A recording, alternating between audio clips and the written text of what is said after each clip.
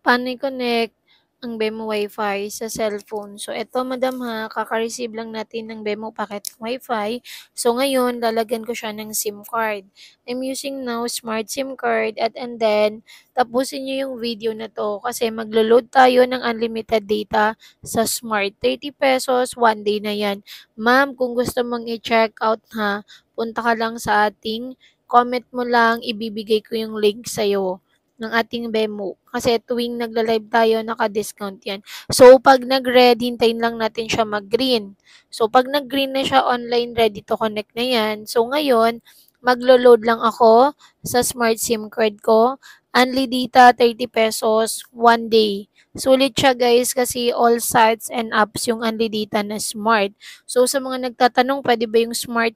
Opo, pwede. Open line si Bemo Wi-Fi guys, kahit anong SIM card. So, yan yung kanyang dashboard. So, connect natin si Bemo Wi-Fi para makapasok tayo sa dashboard niya. Sorry. Ayan guys, connected. UFI, good quality yung kanyang connection. So, ipapakita ko naman sa inyo guys na may SMS reader si Bemo na babasa natin yung mga text message. So, as you can see, August 29, 11:45, nag-avail tayo ng unlimited data kay Smart SIM card. So, ito na yung exciting part guys kasi itatry natin siya sa YT. Kung maganda pa yan, ipag-play ng YT. So, dito na tayo mga beha. Makikita nyo may connected yan. So, try natin mag-play ng YT. So, as you can see, automatic, hindi siya naglalag or nagbabap. So, ngayon, i-connect ko naman yung cellphone ko sa ating Bemo Packet Wi-Fi kasi hanggang 8 devices si Bemo.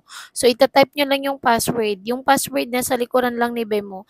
Ayan, connected na siya guys, available. So, ngayon, susubukan natin mag-play ng YouTube. Kung maganda ba yan siya, kung hindi ba naglalag or naglo-loading.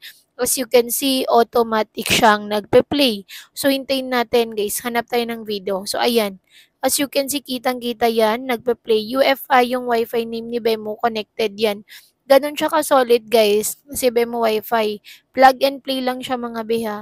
Ayan, kung makikita nyo 2 devices na yan ang connected. Ganun lang gamitin si Bemo Wi-Fi kasi nga plug and play lang siya. Matagal din malobat yung kanyang power bank. Smart SIM card. Ayan, 2 to 3 days bago nalolobat yan, madam natin. Kaya kung gusto mong i-check out, ingin mo lang yung link, i-comment natin yan, madam. Ayan siya guys, hindi naglalag or nagbabap. Matic, play ng play agad-agad